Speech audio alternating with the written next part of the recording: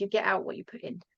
So if you take it because you want to have a really good fun, because you're having a party, you're not going to come out with a relief from your depression. You get out what you put in.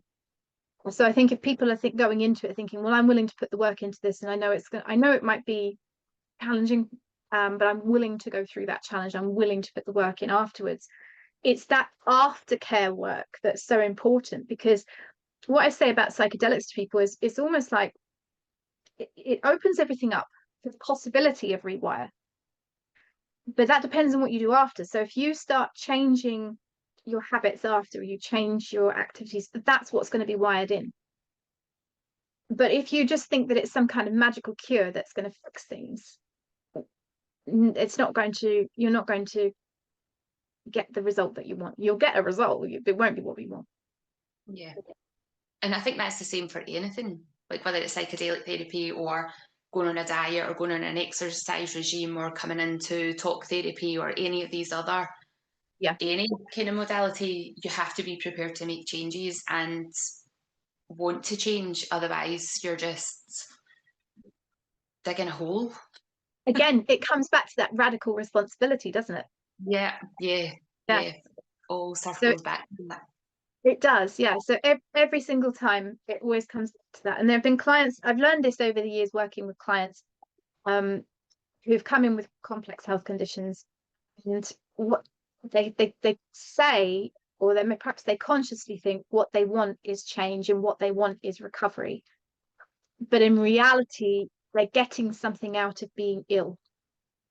There's something within, there's a secondary benefit, and until you can take on that radical responsibility, and if you're still within the mindset that this is the fault of the NHS, for instance, this is their fault that I haven't been fixed yet, or it's so and so's fault, or it's my environment, or it's this or it's that.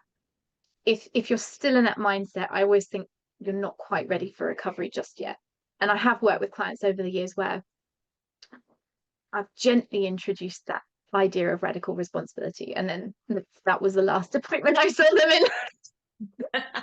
So yeah, now I introduce it up front because it positions it right from the outset that that's the way that we're going to work together, and then they have that choice from the beginning. But yeah, it's interesting, isn't it, how everything circles back to that. Yeah, and I think for a lot of people, when they become ill, they then become the most important person. People fawn around them and want to help them, and that fills a need of the maybe like love that we're missing. Yeah, it feels like love, because if I'm, and then I think as well, like sometimes for some of us, maybe we were quite ignored as children unless we were sick, and then we got a lot of attention. And so then you learn from a very young age, you're not consciously doing it, but you learn from a young age, when I'm sick, I get love. And if I need love, then maybe I'll get sick. So you kind of reverse engineer it. And so there is that secondary benefit there. And I always encourage people, if anyone is listening or watching who has a chronic complex health condition, just to gently challenge that within themselves, like what could be any secondary benefits that I also get from being ill. And now, to start with, a lot of us will go, none, I don't get anything, right? But it can be a feeling of safety, it can be an alleviation of responsibility, it can be a sense of hiding away, it can be a sense of gaining love and care, and that we do need it, right? There's nothing wrong with it. From myself, my body's learned that if I get sick, I stop. And having been incredibly busy, way too much expenditure of energy over the years, my body's learned that's how I slow her down, that's how I stop her. So if she needs a rest, if I need to gain some energy back, I'll make her sick, and then she'll stop. And so that's one of the things I had to really work with my body on moderating how much energy I use each day, and training my body. It's okay, we can rest and not get sick. That's been a massive part of my journey, because I was busy all the time, but I was busy all the time so that I didn't need to feel. And when I stopped drinking alcohol, I then became busier because the alcohol that had been numbing stuff brought other stuff up. So I then did more, until that point where my body went, you need to stop, and completely wiped me out. And it's only been in the last since the last flare that I had in 2022, when I came back from that, I was like, right, how do I actually want my week to look? And then I slowly started building my week up into how I wanted to construct it, so that I'm doing the things that I want to do around work and the things I want to do to bring money in to pay my bills, because we all have bills to pay. But it was then, what days do I want to work? And for a long time, I used my health condition as an excuse to, I have to work my week this way, because if I don't, then I get ill. And that was my justification to myself, until I got comfortable with, no, this is how I want to work my week. Yeah. Do you know what I mean? Because you don't need to justify it. Yeah. I don't need to justify.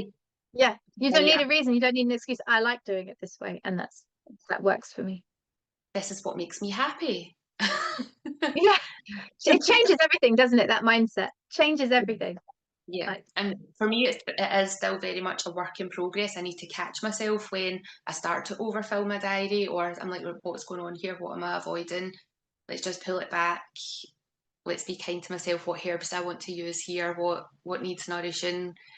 And it is, for me, it is definitely that of the onion being peeled, the continuous layers of the health is the journey, not the destination. I think that's exactly right. And one of the things that the body has taught me, time and time again, is, and I'm going to go into physics now. I'll be really nerdy. I know we've both got to finish up, so I'll make this kind of the last thing. But to be a human, to be here, to exist, to be this collection of atoms that are staying together and continuing the idea of Jen or Holly, is hugely energetically expensive, right? It requires huge amounts of energy to keep those bundles of atoms together. And we don't consider that. We consider like the things like, oh, I want to have energy to go for a run, or I want to be able to do this thing or that thing, these things that I want to do. But just to exist, right? Just to be here in existence as a human, in this state of being in suspended tension, pinned across dimensions, right? This is incredible that we get to continue for as long as we do. Is so energetically costly, but we don't consider the energetic cost. So just to exist under normal circumstances, there's an energetic cost to that.